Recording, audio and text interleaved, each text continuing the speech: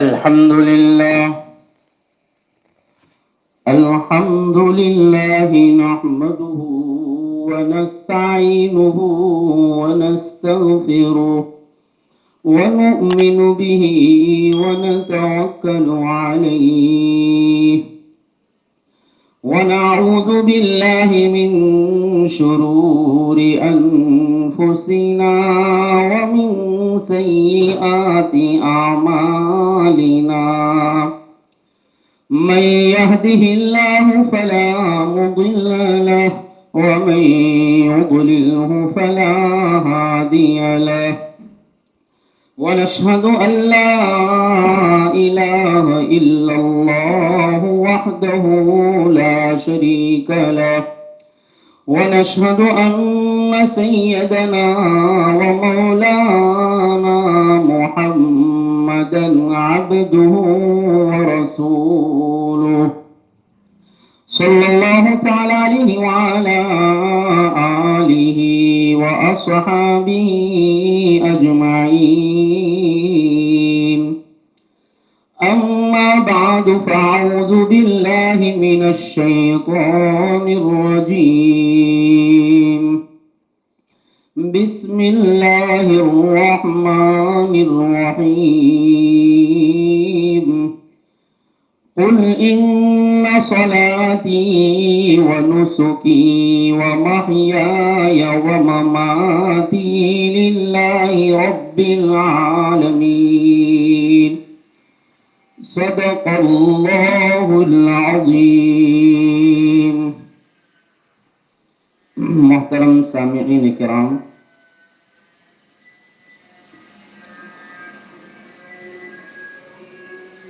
اللہ جل جلالہ و من والہ اپنے حبیب صلی اللہ علیہ وسلم کے ذریعے سے قیامت تک آنے والی نسل ایمانی کو یہ بات بتا رہے ہیں اور سمجھا رہے ہیں کہ نبی جی کہہ دیجئے، آپ اپنی امت کو بتا دیجئے کہ ہر امتی مرد ہو یا عورت ہر عبادت کے اندر اخلاص پیدا کریں کہ ان صلاتی میرا نماز پڑھنا، ونسکی میرا قربانی کرنا، ایام قربانی میں قربانی کے جانور کو پچھاڑ کر لٹا کر سلا کر ذبح کرنا، قربان کرنا، میرا جینا، محیای میرا جینا، ومماتی اور میرا مرنا سب میرے رب کے لیے ہیں، عالمین کے رب کے لیے سارا کا سارا ہے۔ نماز پڑھتا ہوں میرے رب کو راضی کرنے کے لیے کہ میرے رب کا حکم ہے، میرے رب کا حکم ہے، عبادت ہے۔ روزہ میرے رب کا حکم ہے، عبادت ہے۔ حج میرے رب کا حکم ہے، عبادت ہے۔ زکوٰۃ میرے رب کا حکم ہے، عبادت ہے۔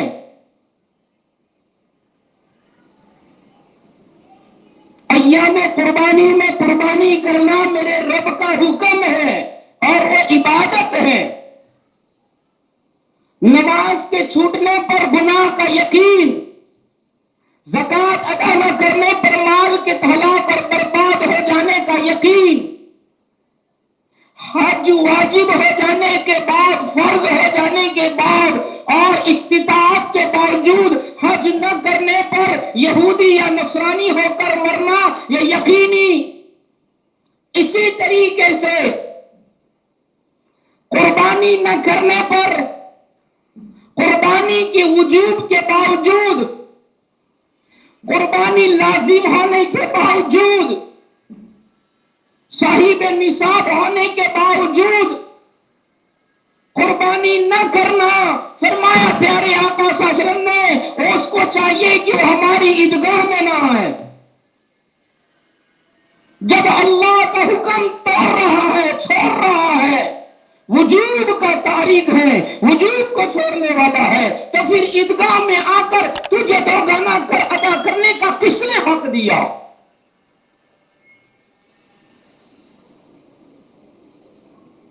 تو عیدگاہ میں مت آ، اس لیے کہ تو تاریک ہے، تاریک حکم ہے، تاریک الہی ہے، اللہ کا تاریک ہے۔ اللہ کے حکم کا چھوڑنا گویا اللہ کو بھلا دینا، اللہ کو چھوڑ دینا۔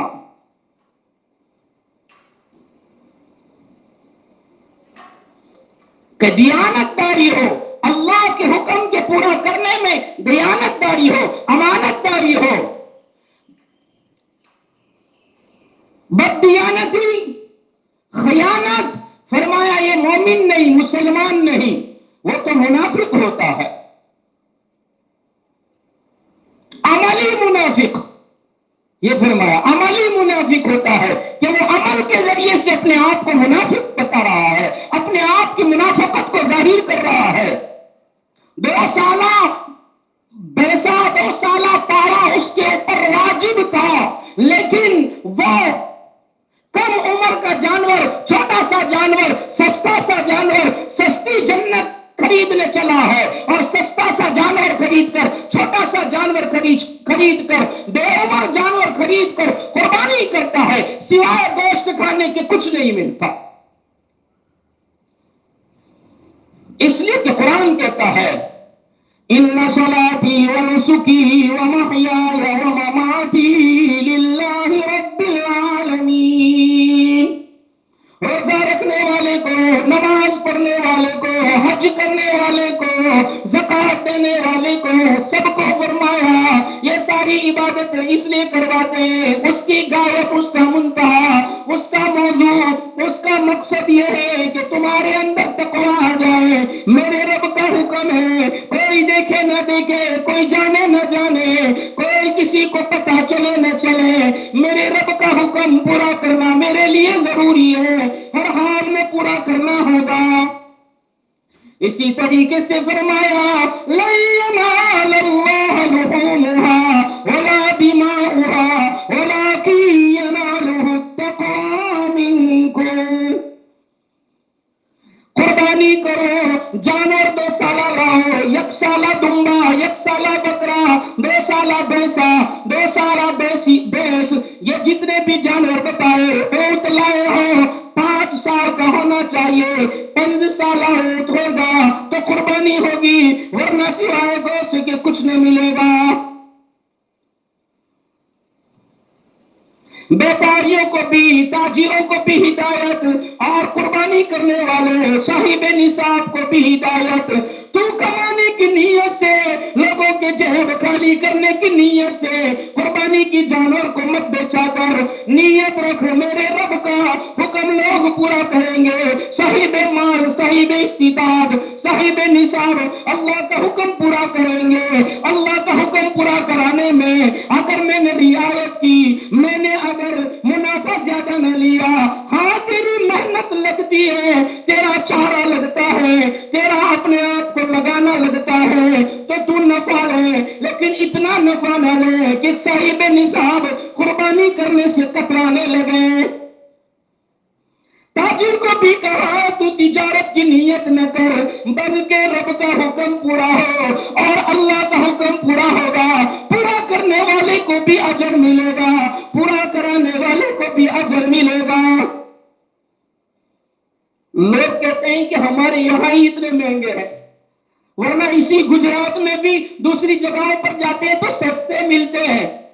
آج ایک آدمی سناتا تھا، ایک اللہ کا بندہ، ایک بھائی سنا رہا تھا کہ یہی قریب میں جالوت، گجرات میں جالوت، تو فرمایا یہاں 10,000 کا جانور بہت ہی بہترین ملتا ہے، 2 سالہ ملتا ہے، دانت بھی برابر ہوتے ہیں اور قربانی کے بالکل لائق ہوتا ہے۔ اور سنانے والا کون؟ تو فرمایا ایسا آدمی کہ جس کو معقول سمجھا جائے، جس پر اعتبار کیا جائے، جو سنت شریعت کا پابند ہے، ایسا آدمی سنا رہا ہے کہ میں میری آنکھوں کی بات، میری خود کی بات کرتا ہوں کہ میرے یہاں اتنے کا جانور ملتا ہے، اور میرے یہاں مریم تتو بالکل لاگیر جانور ہے، دھکا لگائے تو گر جائے، عمر بھی نہیں ہوئی ہے اور چھوٹا ہے، لیکن ایمان پر ہوتی ہے۔ یہ کیا ہو گیا؟ تاجر تو تجارت کی نیت نہ کر، ثواب کی نیت کر، تھوڑی سی روزی پر اللہ برکتوں کے دروازے کھول دے گا۔ اور صاحب نصاب کو کہا اگر تیرے اوپر واجب ہے تو اگر تیرے علاقے میں اگر تیرا مہنگا بھی ملتا ہے تو لے لے اس نیت پر کہ میرے رب کا حکم ہے، رب کے حکم کو پورا کرنے میں اگر میرے تھوڑے پیسے زیادہ جاتے ہیں رب اس پر مجھے ثواب دے گا۔ یہ تو یقین کی باتیں ہیں۔ دیانتداری بہت ضروری ہے، ہر چیز میں اللہ کے حکم میں بترجیح اولا دیانتداری ہونی چاہیے، امانت داری ہونی چاہیے، ورنہ میرا آپ کا حال تو اس قاضی کی طرح ہو گیا ہے۔ فرمایا محمود غزنوی رحمت اللہ علیہ کے زمانے میں ایک آدمی محمود غزنوی کے پاس آیا اور ایک ہمیانی ایک تھیلی لے کر آیا، اور وہ تھیلی لے کر آ کر کہتا ہے بادشاہ سلامت، آپ کے دربار میں مقدمہ لے کر آیا ہوں، مدعی بن کر آیا ہوں، میرا دعویٰ ہے، میں کیس لے کر آیا ہوں۔ ہم محمود غزنوی رحمت اللہ علیہ پوچھ رہے ہیں، تخت شاہی پر جلوہ افروز ہے، پوچھا کیا ہے؟ یہ میری ہمیانی ہے، یہ میری تھیلی ہے، اس کے اندر میں نے ہیرے بھرے ہوئے تھے، جب میں سفر میں جا رہا تھا تو میں نے سوچا لمبا چوڑا سفر ہے، یہ ہیروں کی سلامتی نہ رہے گی، اس لیے میں نے شہر کے قاضی کو میں نے دیے کہ یہ آپ کے حوالے کر کے جاتا ہوں، جب واپس آؤں گا یہ ہمیانی یہ تھیلی آپ کے پاس سے واپس لے لوں گا۔ میں قاضی شہر کو سپرد کر کے دیا۔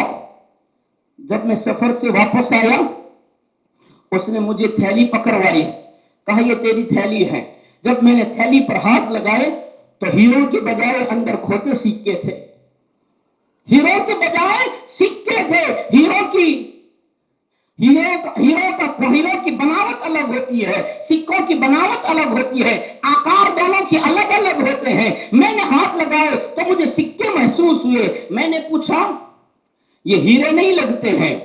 تو قاضی شہر نے کہا تیری تھیلی دیکھ، تو جس حال میں دے کر گیا تھا اسی حال میں ہے، نہ پھٹی ہے، نہ سلائی نکلی ہے، نہ کہیں سے کانی ہے، نہ کہیں سوراخ ہے، تو برابر دیکھ لے۔ وہ کہنے لگا بالکل تھیلی تو ویسی ہے جیسی میں چھوڑ کر گیا تھا، پھر ہم پر کیوں الزام لگاتے ہو کہ ہمارے ہیرے سکوں میں تبدیل ہو گئے؟ وہ لے کر گھر گیا، کہتا ہے میں لے کر گھر گیا، اور گھر جا کر میں نے اس سلائی کی طرف سے نہیں دوسری جگہ سے پھاڑ کر دیکھا تو اندر کھوٹے سکے تھے، ہیرے نہ تھے۔ اس لیے میں مقدمہ لے کر آیا ہوں، قاضی شہر پر میں مقدمہ دائر کرنے کے لیے آیا ہوں۔ محمود غزنوی نے بھی دیکھا کہ تھیلی میں سکے ہیں اور وہ سکے بھی کھوٹے سکے ہیں جو چلتے نہیں ہیں۔ محمود غزنوی نے اس آدمی کو کہا چلا جا، ابھی تو چلا جا۔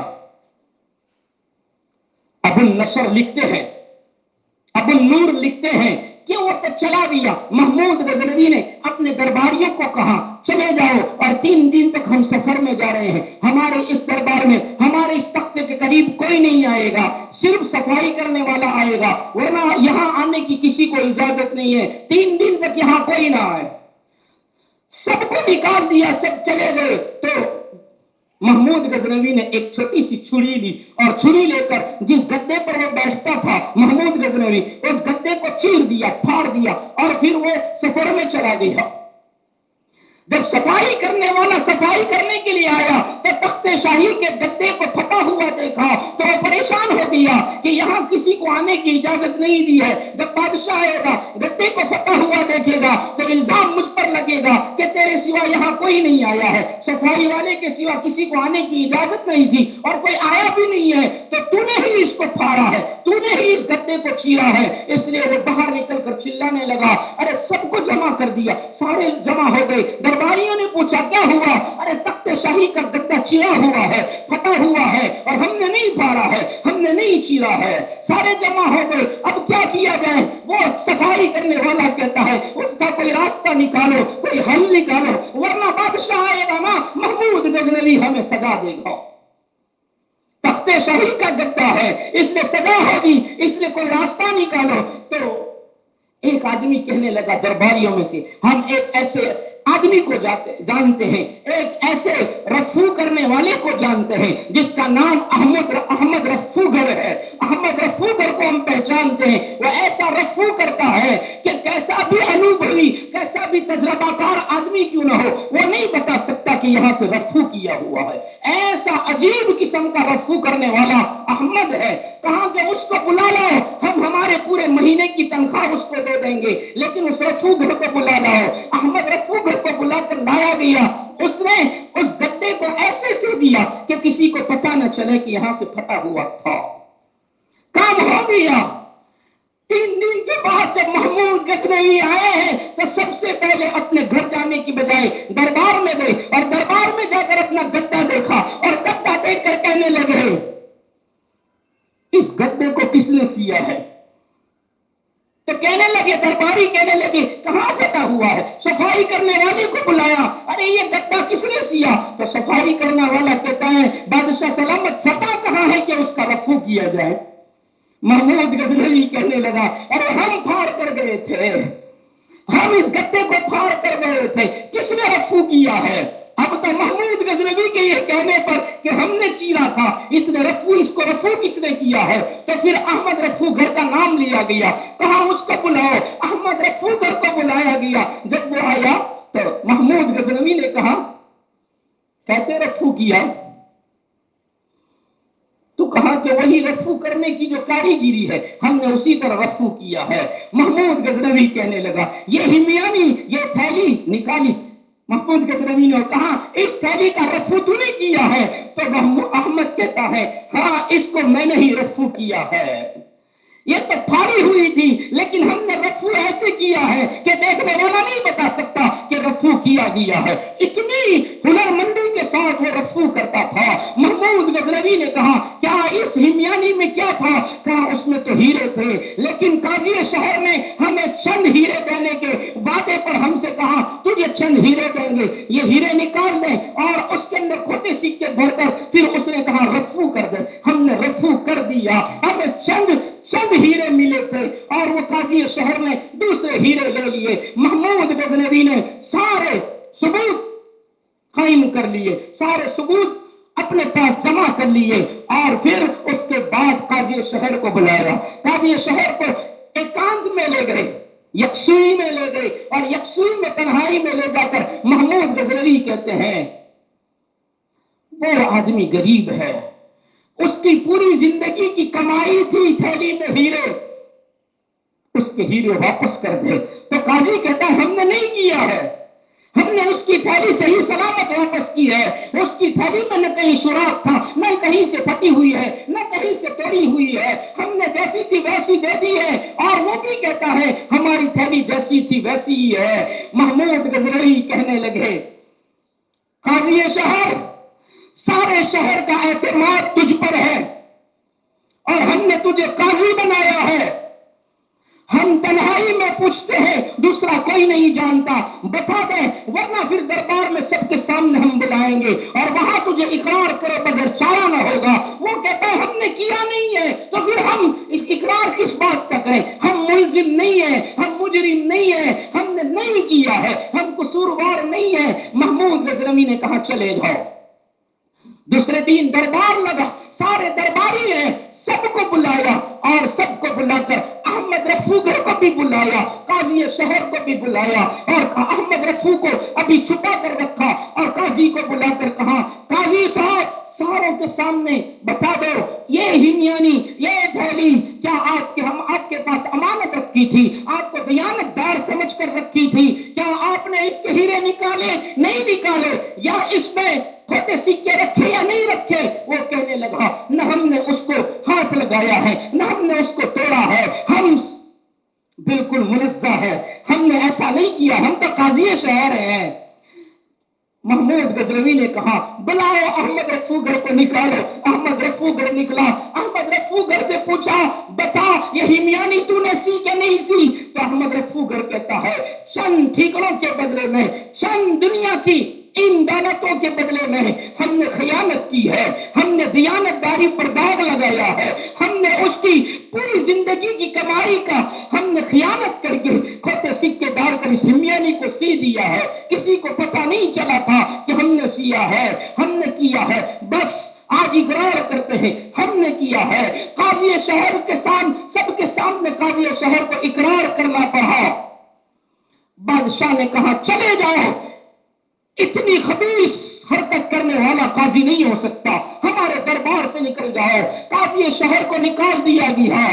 ابو نور فرماتے ہیں قاضی شہر گر گیا، جیسے ہی باہر نکلا لوگ اس پر تھوکنے لگے. لوگ جس کے لیے سلامیاں کرتے تھے، جس کے لیے سلیوٹ کرتے تھے، وہ سارے کے سارے اس پر تھوکنے لگے اور کہنے لگے اتنا بڑا خائن ہمارا قاضی تھا. شہر کا قاضی اتنا بڑا خائن تھا، غریب کا لوہی چوستا ہے، غریب کا خون چوستا ہے، غریب کے گلے دباتا ہے، غریب کی کمائی کھا جاتا ہے. سب نے یہ تانے سنائے. گر گیا تو بچے کہنے لگے ابا ہم باہر کیسے نکلیں گے، ہم بازاروں میں کیسے جائیں گے، لوگ ہمیں تانا دیں گے. جن کے خاطر، جس اولاد کے خاطر خیانت کی، وہ اولاد کہتے ابا تم نے وہ حرکت کی ہے، ہم کسی کو منہ دکھانے کے قابل نہیں رہے، لوگ ہمیں کہیں گے خائن کے بیٹے ہیں. بیوی کہنے لگی ارے اتنا بڑا خائن شوہر ہے، ارے تمہیں اتنا بڑا قاضی بنایا گیا، لوگوں نے آپ پر اعتماد کیا، بھروسہ کیا، آپ نے خیانت کی، لوگ ہمیں کیا کہیں گے. بیوی نے بھی تانے سنائے. رات ہوئی، رات کو قاضی الگ کمرے میں، سب سے الگ کمرے میں سو گئے. نہ کھایا نہ پیا، کروٹیں بدلتا ہے. ٹینشن چیز ہی ایسی ہوتی ہے، ذلتیں ہوتی ہی ایسی ہے، رسوائیاں ہوتی ہی ایسی ہے، نیند نہیں آتی ہے. اور اسی فکر میں رات کو اٹیک آ گیا، دل کا دورہ پڑا اور اس کو چیخنے بھی نہ دیا، آواز بھی نہ نکلنے دی اور ایسا خفیہ اٹیک آیا، ایسا خفیہ دل کا دورہ پڑا کہ وہی انتقال کر دیا. جب صبح میں دروازہ کھولا گیا، جب دروازہ کھول کر دیکھا تو قاضی شہر مر گیا ہے. اب نور فرماتے ہیں ارے قاضی نے خیانت کی تو خیانت کرنے پر جن کے لیے خیانت کی تھی وہ تو زندہ رہ گئے اور خیانت کرنے والا مر گیا. پھر اب نور فرماتے ہیں اولادو اللہ کی عبادت میں خیانت کرو گے، وہاں تو محمود، یہاں تو محمود غزنوی کا دربار تھا، وہاں رب جلیل کا دربار ہوگا. اللہ کے حکموں سے آنکھ بچھو لیا کرو گے، اللہ کے حکموں سے کھیل کھیلو گے. ارے ان پیسوں اور دنیا کے لیے جو دوسروں کے لیے چھوڑ کر جانے والے ہو، اپنا حکم چھوڑ کر پیسے نہیں نکلتے جیب میں سے، ارے تجوریوں میں سے پیسے نہیں نکلتے. ارے اتنا مہنگا جانور لے کون؟ یہ تو لٹنے بیٹھے ہیں. اتنا جو مہنگا جانور لے کون؟ یہ جملے کہہ کر دوسرے صوبے میں 10,000 کی ملتی ہے، نہ نہیں کہتے ملتی ہے، ملتی ہے. ارے جس شہر کا کھاتے ہو اسی کا گاؤ نا. ارے جس باپ کی تھالی میں کھاتے ہو کیوں نہیں کہتے ہمارے باپ کے گھر پر اچھا کھانا نہیں ملتا، دوسرے کے گھر پر اچھا ملتا ہے؟ کیوں دوسرے کے گھر پر کھانے نہیں جاتے ہو؟ کیوں نہیں بلاتے تمہیں اپنے گھر پر کھانے کے لیے؟ ارے وہی باپ کڑوی کسیلی سنا کر بھی سوکھی روٹی کھلاتا ہے. ارے ہم شوق سے کھا لیتے ہیں، روٹی اور پیاز بھی کھا لیتے ہیں. اگر ہمارا باپ غریب ہے، کما کر نہیں لا سکتا تو ہم روٹی اور پیاز کھا لیں گے، لیکن کسی دوسرے کے گھر پر نہیں جائیں گے. اللہ کا حکم قربانی اور اس کے لیے دوسروں کے گھر پر نظریں دوڑاتے ہو، دوسرے صوبوں میں نظریں دوڑاتے ہو. ارے اللہ کے واسطے، اللہ کے واسطے اللہ کے حکموں کی عظمت جانو، اس قاضی کی طرح نہ بنو. حضرت ابو نور فرماتے ہیں ارے یہاں تو شاہد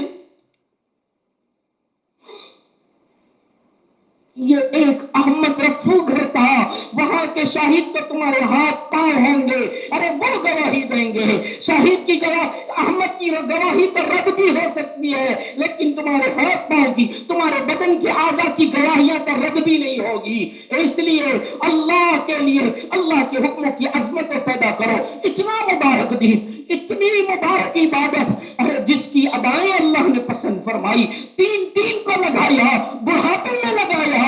ابراہیم 100 سال پار کر گئے ہیں، ہاجرہ بھی بڑھاپے میں ہے، اسماعیل ننھا سا چھوٹا بچہ ہے. ارے جس کی داستان صرف میری ذہنوں میں گھومتی ہے، میری زبان پر چلتی ہے، لیکن میں نے وہ کردار پیدا نہ کیا جو ابراہیم و اسماعیل و ہاجرہ نے کیا ہے. کہ کیسا کردار ادا کیا کہ جس کردار پر رب نے پروانہ دے دیا اور قیامت ساری انسانیت کو کہا جب 90 ذی الحجہ کی فجر ہو جائے، 90 ذی الحجہ کی فجر کی سلام پھیرو، ارے مردو تم مسجد میں درمیانی آواز سے، اور پھر تم اپنے گھروں میں مصلی پر سلام پھیر کر تمہیں بھی آہستہ کے ساتھ تکبیر تشریف پڑھنا ہے۔ ابراہیم نے کہا تھا اللہ اکبر اللہ اکبر، اسماعیل نے کہا تھا لا الہ الا اللہ واللہ اکبر، جبرائیل نے کہا تھا اللہ اکبر وللہ الحمد۔ اللہ نے قربانی کا ترانہ بنا دیا، فرمایا رہتی دنیا تک کے لیے ابراہیم تو نے مینا کی وادیوں میں بولا ہے، کوئی نہیں تھا، کوئی نہیں تھا، تیری قربانی کے وقت تو کوئی نہیں آیا تھا، ارے ہم تو قربانیاں کھلن کھلا کرتے ہو، ارے ایسا کیوں کرتے ہو؟ اسماعیل اور ابراہیم کو وادی میں بھیجا، اگر اللہ چاہتا تو یہ نہیں کہتا حضا کے سامنے کر، وہی کھلے میں کر، لیکن کیوں پہاڑوں کے ورے لے گیا، کیوں مینا کی گھاٹیوں کے ورے لے گیا؟ تاکہ لوگوں کے اندر قربانی کی عظمت پیدا ہو، قربانی کے جانور کو ایسے ویسے راستوں پر ذبح نہ کیا کرو۔ کہ کل سنیچر کی فجر سے لے کر بدھ کی عصر تک یہ ترانہ گانا ہے، یہ ترانہ بولنا ہے، سلام بولو اللہ اکبر لا الہ الا اللہ واللہ اکبر اللہ اکبر وللہ الحمد، یہ پڑھنا ہے۔ گھر سے نکلے ہو عید الاضحیٰ کی نماز پڑھنے کے لیے تو راستے میں گھر سے نکلے ہو، پڑھتے پڑھتے آؤ، اور ذرا آواز میں درمیانی آواز سے۔ عید الفطر میں بالکل آہستہ ہے، یہاں عید الاضحیٰ میں گھر سے نکلے ہو، ایک راستے سے آؤ دوسرے راستے سے گھر جاؤ اور پڑھتے پڑھتے آؤ۔ ارے وہ اس کی سنت ہمیں معلوم ہے، خوشبو لگانا، نہا کر آنا، اچھے کپڑے پہن کر آنا، اور عیدگاہ میں آ کر عید کی نماز کو پڑھنا اور پھر خطبے سننا، یہ ساری چیزیں کرنا ہے اور اس کے بعد قربانی کرنا ہے۔ تو آئندہ کل فجر سے لے کر بدھ کی عصر تک تکبیر تشریف پڑھنا ہے، اور نمازوں کے وقت بھی لکھے گئے ہیں کہ کب وہ کہاں کون سی مسجد میں کتنے بجے بیان ہوگا، کتنے بجے یہ نماز ہوگی عید کی۔ تو عید کی نماز کو نماز کی حیثیت سے پڑھیں، صرف قربانی کی جلدی میں چلو جلدی جہاں ہوتی ہے وہاں چلے جاؤ، جلدی جلدی پڑھ لو، نہیں نہیں، یہ قربانی اللہ سے مانگ کر پھر جاؤ نا، اللہ سے مدد مانگ کر جاؤ، اللہ حالات سے بچائیں، اللہ فتنوں سے بچائیں، اللہ ہر اعتبار سے حفاظت فرمائے اور قربانی اچھی طریقے سے ہو جائے، اور پھر قربانی کی عظمتوں کے ساتھ کریں۔ یہ اللہ کا حکم ہے، صرف گوشت کھانا مقصود نہیں ہے مسلمانوں، اللہ کا حکم ہے، حکم سمجھ کر کریں تو انشاءاللہ ہماری اداؤں پر لوگ ایمان لائیں گے۔ وقت نہیں ہے، 1 منٹ ہے۔ امام محمد رحمت اللہ علیہ امام ابو حنیفہ کے بہترین شاگرد ہیں، بہت حسین تھے، فرمایا بغداد آئے تو بغداد جاتے ہوئے بیچ میں یہود و نصارہ کی بستیاں آتی تھی، اور بغداد میں بھی یہود و نصارہ رہتے تھے، کرسچن لوگ رہتے تھے، تو امام محمد نے اپنے ساتھ 30 شاگردوں کو لیا اور کہا ہم یہود و نصارہ کے پاس سے گزریں گے، اس لیے ہماری حالت بھی اچھی ہونی چاہیے، فرمایا گھوڑے منگاؤ، اور 30 گھوڑے عربی النسل گھوڑے امام محمد نے منگوائے۔ 30 شاگردوں کو کہا جبے پہنو، سفید جبے پہنو، اپنے امام میں بھی سفید پہنو، اور سفید امام اونچے رکھو، اور اونچے امام پہن کر سب سے آگے امام محمد کی گھوڑی ہے، اور فرمایا بڑی عربی النسل گھوڑی ہے، سفید رنگ کی گھوڑی ہے، امام محمد آگے چل رہے ہیں، شاگردوں کی 30 شاگردوں کی جماعت پیچھے چل رہی ہے۔ بغداد میں جب داخل ہوئے تو پہلے زمانے میں عورتوں کا حال یہ تھا، اپنے برآمدوں میں اپنی کھڑکیوں سے اپنے دروازوں پر آنے والے مہمانوں کو دیکھا کرتی تھی۔ امام محمد کی حالت کو دیکھا کہ یہ ان کے پیچھے 30 شاگرد ہیں، بغداد کے مسلمان امام محمد کے آنے پر آواز کرنے لگے اور صدائیں لگانے لگے، اور ان کی زبانوں سے نکلنے لگا امام محمد آ گئے، امام محمد آ گئے۔ یہ سب سن کر ایک عورت نے، سارے بغداد میں یہود و نصارہ سمجھے امام محمد سے مراد محمد الرسول اللہ ہے، تو سارے کہنے امام محمد آئے ہیں، سارے استقبال کر رہے ہیں، تو ایک عورت نے جذبے میں آ کر کلمہ پڑھ لیا، اس کو سن کر دیکھا دیکھی دوسری نے کلمہ پڑھا، یہاں تک کہ یہود و نصارہ کی ساری عورتوں نے کلمے پڑھ لیے۔ ایک مسلمان نے کہا ارے تم جو سمجھتی ہو وہ نہیں ہے، یہ محمد الرسول اللہ نہیں ہے، یہ تو ہمارے امام حضرت امام محمد رحمت اللہ علیہ ہے، وہ محمد نہیں ہے۔ تو ایک بڑھی عورت کہتی ہے ارے ہم جانتے ہیں وہ محمد نہیں ہے جس کو کالی کملی والا کہتے ہیں، لیکن یہ محمد کا ادنا امتی محمد ہے۔ جب چھوٹے محمد کا حال یہ ہے تو ان کے بڑے محمد کا کیا حال ہوگا؟ ہم تو چھوٹے کو دیکھ کر ایمان لائے ہیں کہ جس محمد کے صرف امام بننے پر اتنے اخلاق ہے، اتنے کردار ہے، اتنے گفتار ہے، اتنے رفتار ہے، اور اس کی زندگی میں محمد جھلکتے ہیں، محمد کی زندگی جھلکتی ہے، ہم اس کو دیکھ کر ایمان لائے ہیں۔ تو ہم تو محمدی ہیں، ہماری قربانیاں بھی محمدی طور پر، محمدی طرز پر، محمدی سلیقے پر ہونا چاہیے۔ اللہ تعالی ہم سب کو کہنے سننے سے زیادہ عمل کی توفیق عطا فرمائے، قربانیوں کے جانوروں کی عظمت عطا فرمائے۔ ابھی تک جو نہیں لائے ہیں، ابھی 2 دن ہے،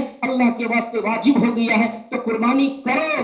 ایسا نہ کہو کہ مول صاحب کا کام تو بولتے رہنے کا ہے، میں نہیں بولتا، قرآن کہتا ہے، نبی فرماتے ہیں، نبی کریم شاسن کے فرمان کی عظمتوں میں قربانیاں کرتے سیکھو، اپنے گھروں پر کرو، اپنے محلوں میں کرو، اپنی بستیوں میں کرو۔ اللہ ہم سب کو کہنے سننے سے زیادہ عمل کی توفیق عطا فرمائے۔ وآخر دعوانا الحمدللہ رب العالمین۔ سنت بات فارغ ہو جائیں۔